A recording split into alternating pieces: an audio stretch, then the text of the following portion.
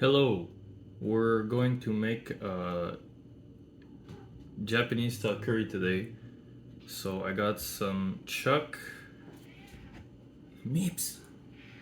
I got some onions, some carrots, some potatoes. These are fingerling potatoes from the market. I have an apple. I have these Maitakes from the market. The first thing I want to do is I want to sear my meat. The meat's partially frozen, but it's not really going to affect things because I'm just searing the surface anyways. I should be cutting the meat on a separate cutting board, but it's fine. Coat the bottom. And I'm gonna just put my meat.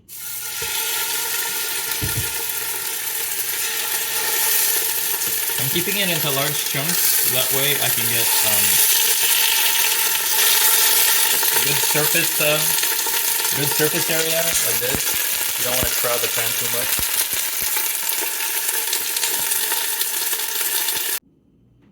So the meat has been seared. As you can see, it has a crust at the surface, and we're just gonna cut it into kind of large chunks. I'm gonna use all the fat, but if you are conscious about your intake of fat, you don't have to put all the fat. I'm gonna add it to my pot, which what I did was I only used the gigantic pot because I had to have a large surface. You could have used the pan or anything. And I scraped off all the fond at the bottom, creating by the searing. I added with the water, and I transferred it to a smaller pot. And we're gonna use this to stew our beef.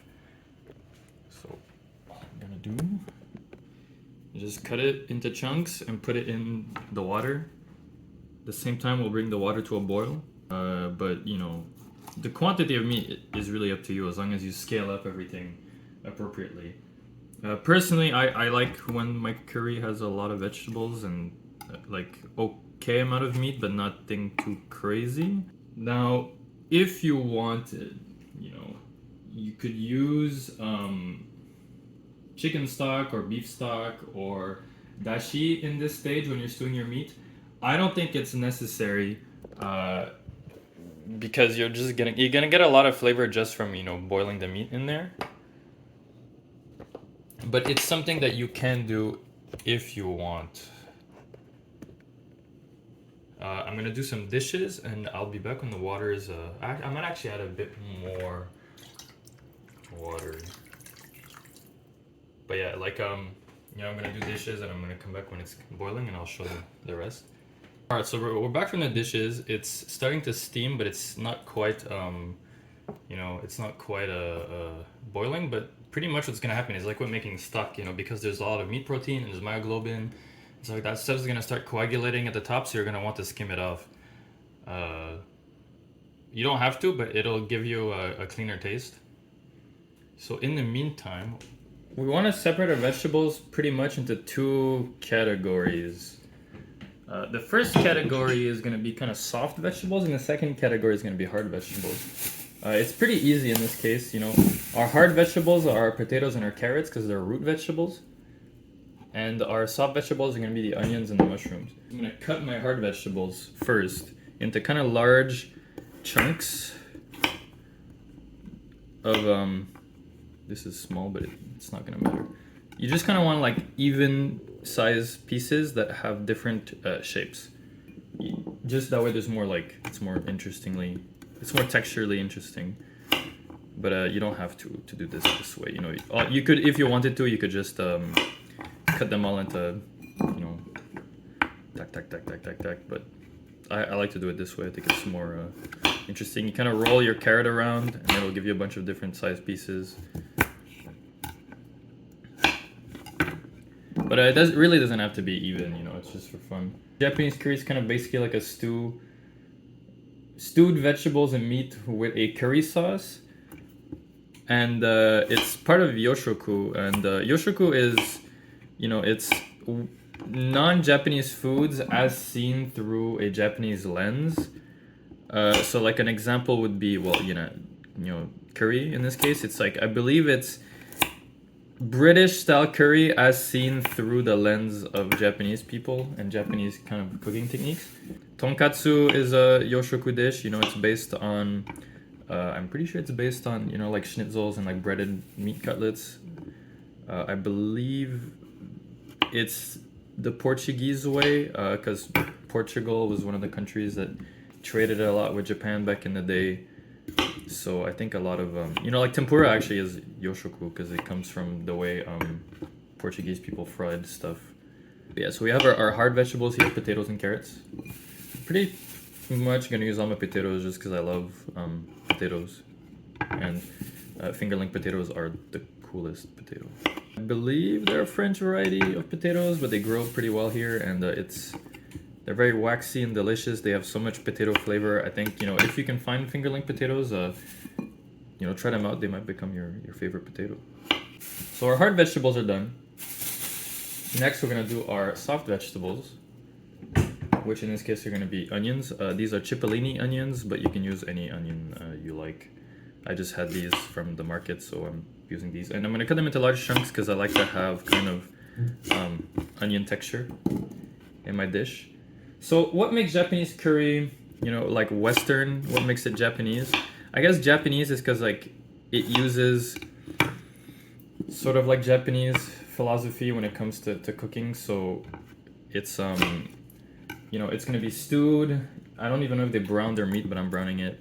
And they're not gonna stew everything in the curry sauce the entire time because then it's gonna taste too much like curry and there would be no variation of taste. So what they do is usually they'll cook the meat and the vegetables separately and then kind of coat it in the curry sauce after the fact. And the curry sauce is very basic, it's like it's a roux based, so it gives it like a nice smooth thick texture. It's usually not even that cooked, I think, but it depends on where you go. I know like some places make like pretty dark, bitter roux that have a lot of complexity and taste. And then you mix your roux with curry spices that you kind of toast with your roux. The curry spices, to my knowledge, all they do, at least from what I've seen, with my friends and coworkers, is they just use curry powder. They're not even gonna put like Garam Masala or things like that. And maybe they'll put like some sort of chili pepper to increase spiciness, but spicy food is not that popular in Japanese cooking. And another thing that makes it, I guess you could say, pretty distinctly Japanese is that this curry is there's a lot of sweetness to it, and which is why I have an apple with me. So the apple, you can peel it or not, it's up to you. I'm not going to peel it. And the apple is going to bring sweetness.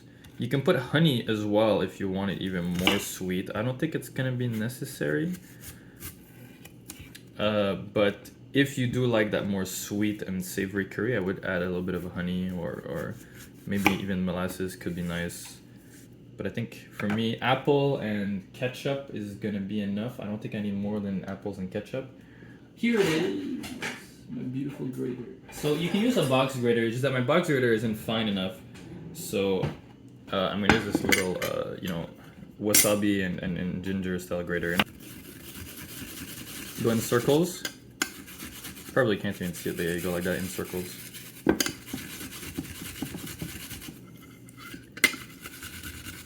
Gonna make like really fine grated apple. That way it's gonna kind of seamlessly blend into the curry. I usually don't grate a lot on it. Like I'll grate like a tiny amount of ginger or things like that. So other flavorings which you'll find often in yoshoku, like I was talking about with the omurice, is gonna be like Worcestershire sauce and ketchup. And both of these ingredients actually end up in this dish. Worcestershire sauce is gonna add some depth and some kind of fishy umami to it, but you won't really taste the fishiness at all. And the Ketchup is gonna bring sweetness, a bit of brightness and stuff, and they really like using ketchup in yoshoku. But I believe Japanese ketchup's a bit sweeter than our ketchup, but it's also more tomatoey. So you could do like 50-50 tomato paste and ketchup. I'm just gonna use regular, you know, Heinz ketchup. I don't like ketchup, but it goes well here. I think ketchup is good as a seasoning, but I don't like it as like a condiment. I wanted to get Honeycrisp apples for like really a lot of sweetness, but I couldn't find any. Plus, it's not apple season, so I feel bad at buying apples. But you know, it's any apple will do for this. Like as long as it's pretty sweet. Like I wouldn't really use Granny Smith or Cortland. Okay, yeah. So our meat is creating a lot of disgusting scum, as you can see. So we're just gonna skim it off, like if you were doing. God damn it, my camera. As if you were doing soup. We're just gonna skim all the gross gunk. It's already starting to smell very beefy. We're gonna reduce the heat, and we're gonna let it simmer for like an hour and a half, maybe 2 hours, until pretty much like the meat's very tender. Then we're gonna add our root vegetables, and we're gonna let it cook with the root vegetables a little bit more. You don't have to, you know, be too thorough about scumming things. Like the flavorings and the curry and everything are gonna be so strong that like any sort of bitterness or kind of off funk you'll get from not skimming properly is gonna kind of be offset. And the other thing is you don't really need a clear stock in this case because it's not really like a stock based thing. So anyway, we're just gonna let this simmer for, like I said, until it gets tender. It's probably an hour and a half. So, you know, the apple is gonna oxidize, as we all know. You know, if you don't put like, if apples are exposed to oxygen, or if there's no acidic element to offset the browning reaction, it's gonna turn brown. But in this case, it's really not a big deal because, in fact, like the brown color is probably gonna be pleasant. It's gonna add a pleasant tint to your curry.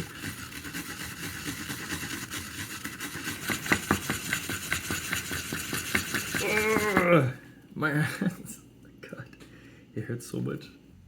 But for now, that's it. Really easy, huh? You just cut vegetables into gross shapes, grate an apple, let beef stew. So we're back. It's been about, it's 4:30 now, so it's been about an hour and a half or so. So really simple. We have our beef that's been simmering, and we're gonna add our hard vegetables to it. So potatoes and carrots are gonna go in, and we're just gonna make sure they're submerged, so that way they get soft alongside the beef. The beef isn't quite fully soft, but by cooking with the vegetables in here, it'll soften up for sure. Give this maybe 20 to 30 minutes more, half a stick, and put it to medium heat, and we'll adjust as need be. We're gonna get a whisk, to mix. So I'm gonna add like 1 heaping tablespoon of butter, flour, a 2nd heaping tablespoon of flour, and maybe like a 1 tablespoon. If I eyeball it, it kind of looks like it's the same amount, physically speaking, of flour and butter. I think it looks like the same amount, and I'm gonna mix it. Yeah, it seems about right. Like it's maybe it could go a bit more flour, but it's fine. And all we're gonna do now is let it cook down As you can see, it's like moving around in together. And if you let it sit, yeah, you can see like the oil tries to separate sort of and it like bubbles. You can let it do its thing. I like to control a bit so that like everything kind of browns evenly. So like really, you know, you can do a blonde roux like this and add your spices and call it a day. As long as it smells like a... I mean, people always say like it's gotta smell like Play-Doh, so it's gonna smell like cooked flour and butter. Because really the point of this is because like raw flour kind of has an unpleasant taste. So what you do is you kind of cook it out with the butter and mix them together. But I'm gonna go a bit further and actually develop some color on there. The smell is getting more intense, and it's starting to become a bit more kind of beige instead of being yellowish white.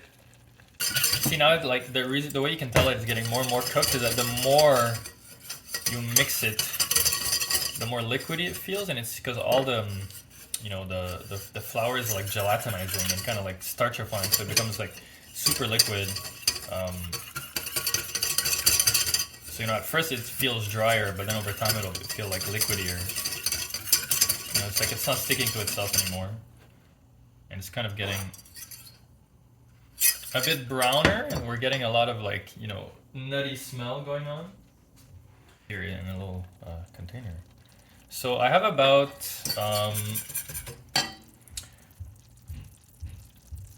1 teaspoon of cayenne, 1.5 tablespoons of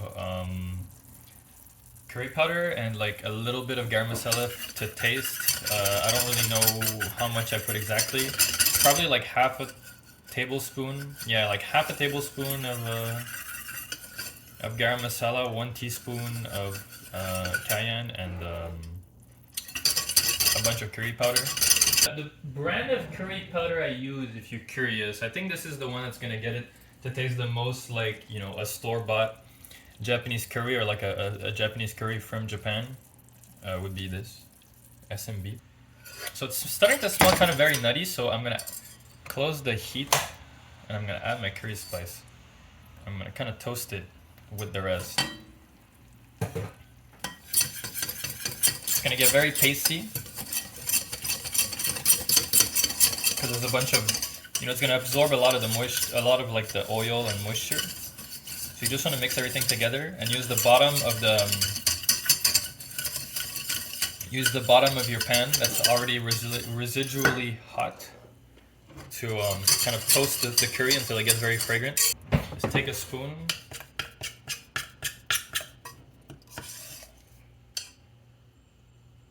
and just add it to this little container.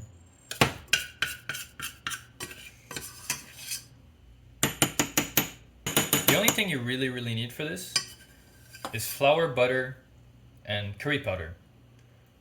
Any curry powder you want, but it's you know, curry powder, flour, and then that you add to like a blonde roux. But now what I'm doing is I'm doing it more to my taste. So I'm doing a little bit of garam masala, cayenne powder, and I kind of browned my my roux a little bit more.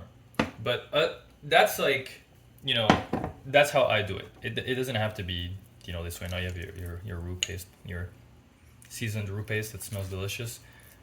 So, you know, as you can see, the texture is very like gummy and gloopy. It's not like the roux you find in you know, in stores, but once it cools down it should solidify because the butter, you know, butter fat is solid at room temp. And that's about it for now. Like you know,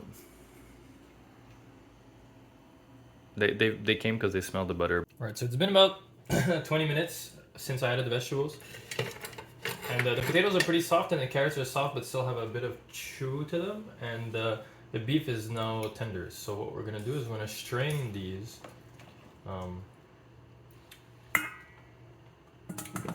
Alright, so next step we're going to teleport. I don't know if I need all of my roux, so I'll add most of it.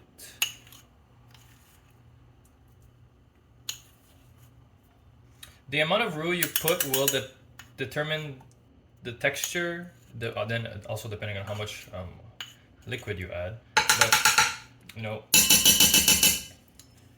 I'm gonna start with this amount, and we're going to add our stock. I also want to open the heat, but pretty much we're gonna add our stock. I probably don't have enough, but we'll see.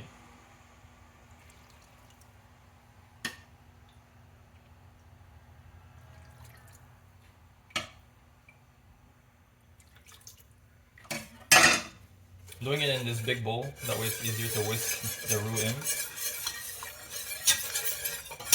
And little by little, you know,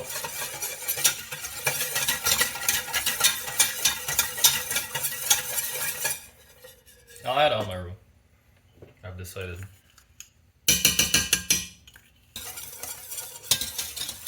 Super thick.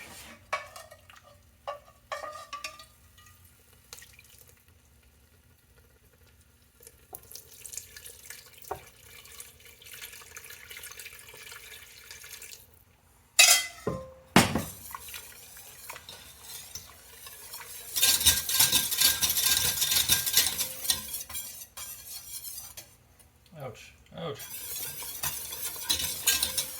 But what I'm doing here is like, I'm using this gigantic thing, but I'm not gonna use it for the entire time because it's too big for what I'm doing.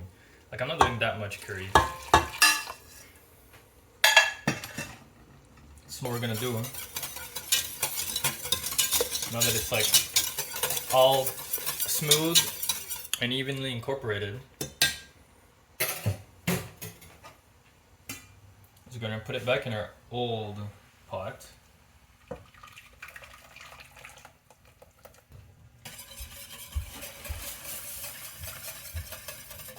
So you know, we've transferred it to a different container now. It's the same container that I cooked all my meat in, so I'm gonna try to get the fond on the sides if I can.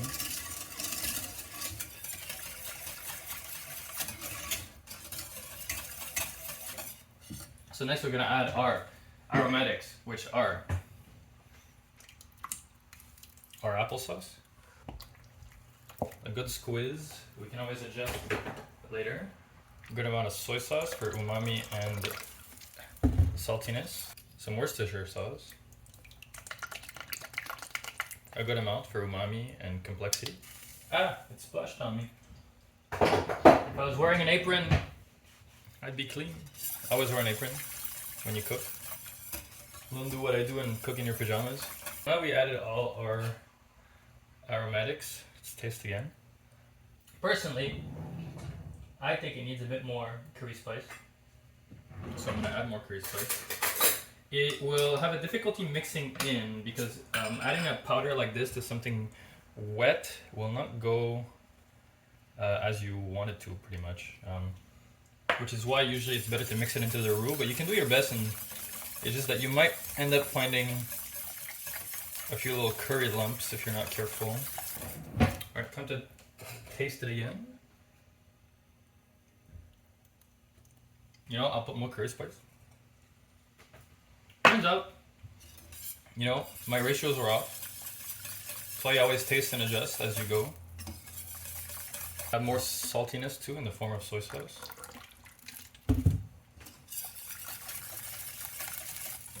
One way to add more sweetness, if you want to add more sweetness and not add apple or honey, is when you do your roux, you want to caramelize onions in the butter, then add the flour, then do a roux with your caramelized onion butter, and then do the same thing as I just did right now. I see it done often, but instead of caramelizing onion like in slices, they caramelize onions in like little chunks, so it caramelizes quicker and it kind of melts into your sauce more instead of kind of making kind of strands in your soup. Has a more robust curry flavor. I don't want more soy flavor, so what I'm gonna do is I'm gonna add just plain salt. Flour is very neutral, you know, it's like when you cook beans, like you want to put way more salt than you think because beans are very bland. Flour is the same thing. Oh yeah, that salt really like woke up the rest. It's missing maybe a bit of sweetness, but since we're adding onions, I don't think it'll be necessary. Especially, you know, Cippolini onions are very sweet. So we're gonna add our onion chunks. It's gonna spill everywhere. Yeah. We're gonna add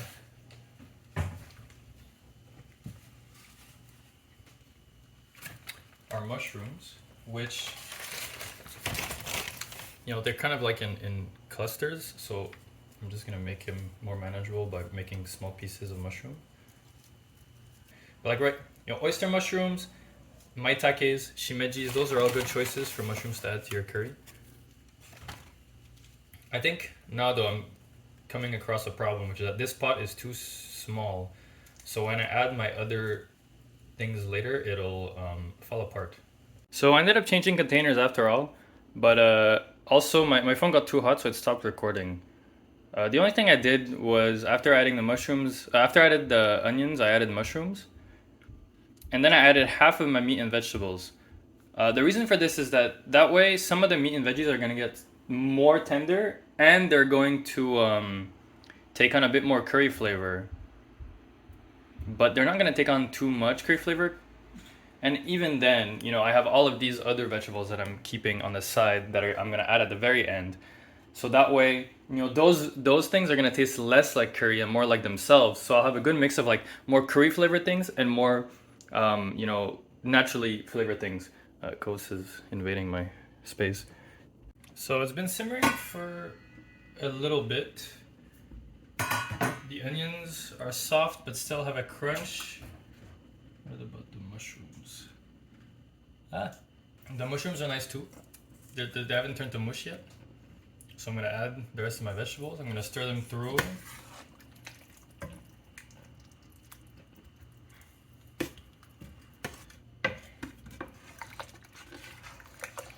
The onions are cooked, but they still have a bit of crunch. The mushrooms still have some texture. The carrots and the potatoes are soft, but they're not, you know, totally mush. The meat's tender. So we're just gonna let them hang out in here. You know, it's just warm through everything, maybe like a little 5 minutes, and serve. All right, so the rice just got done cooking. I added some to a bowl, kind of a shallow bowl. You know, like I don't want all the sauce to pool at the bottom. So instead of taking a full-on bowl, I took kind of like a shallow plate, I guess you could call it. So really the only thing left is to take some of our curry.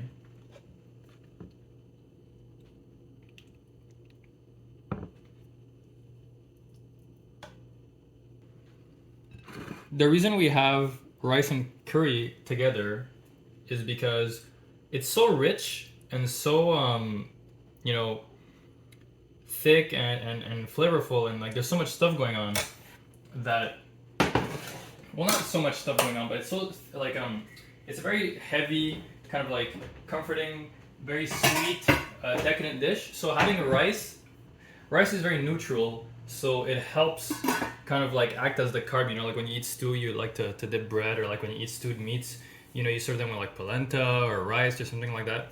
Rice kind of serves the same purpose here as like it's a way to absorb the sauce, but it's also a way to have like kind of neutral bites in between the really like flavorsome bites. And the other thing that I think, personally, I think is necessary when you eat curry like this is some sort of sour element. So I've seen it served with like, it's these kinds of like pickled, not quite onions, but it's like in the same family as onions. I think it's like baby shallots or something. It's like pickled baby shallots.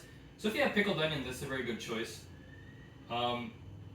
Personally, I'm gonna use, if I have some left, I don't even know if I have any left. I'm looking through my fridge right now. So one pickle that I really like with this is a very iconic pickle in I guess, Japanese street food. It's Benishoga. So I'm gonna put some Benishoga, which is a pickled ginger. It's the red pickled ginger.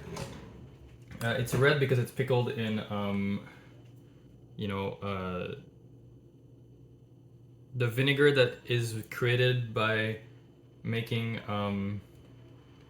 what is it called? Umeboshi. And to go with that same, this is store-bought though, so, you know, it's not like, it probably tastes more legit than homemade Benishoga, just because like I'm pretty sure a bunch of restaurants and like street food places use, you know, store-bought Benishoga like this, like mass-produced Benishoga. And to go with the same kind of family as Benishoga, and by family I mean like because Benishoga is red because it has the umeboshi vinegar, right? And umeboshi vinegar is red because of the red shiso that they put in it. And I have another pickle that's red shiso based. It's called Shibazuke, and it's a pickle of cucumbers, eggplant, miyoga, and red shiso. So the miyoga and the red shiso kind of make it purplish red. So we're gonna add a little bit of our Shibazuke. So with these two pickles together, to cut the richness of the Japanese curry, I believe we're done here. Other things you can do with curry like this is if you have more sauce and less stuff inside, what you can do is make curry udon. So you basically mix the sauce with the veggies, maybe no meat, but meat would be good because then you'd have like no protein. But like pretty much like make the sauce more liquidy, make it more saucy so that the ratio of sauce to stuff is less, and mix it with udon, and you have curry udon. Another thing you can do is if you have mostly only vegetables and sauce, you can eat it with the tonkatsu, make curry katsu, which is, you know, probably even more iconic than just straight Japanese curry like this. If you only have the sauce, there's so much stuff you can do. Like you can use the sauce to cook other things with it. You can use the sauce as like a topping on meat or on bread or on anything else, really. It's very versatile. So, you know, make sure to make a really big bunch and try to experiment with what you do with the leftovers. Other than that, you know, it's ready. I'm gonna get a kind of like a cool, you know, yeah, wow. Hold up, I have an even better idea. Wow, it looks like, wow, so beautiful. I hope this YouTube chooses this to be the thumbnail. And the only thing, whoa,